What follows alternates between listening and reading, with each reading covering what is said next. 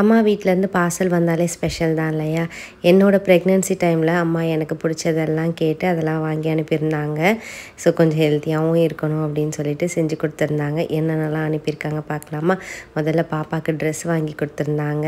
அதுக்கப்புறம் எனக்கு இந்த சைட் டிஷ்க்கு ஸ்நாக்ஸ்க்கு இல்லைன்னு நினச்சிக்கோங்களேன், அது சாப்பிட்ட மாதிரியே இருக்காது.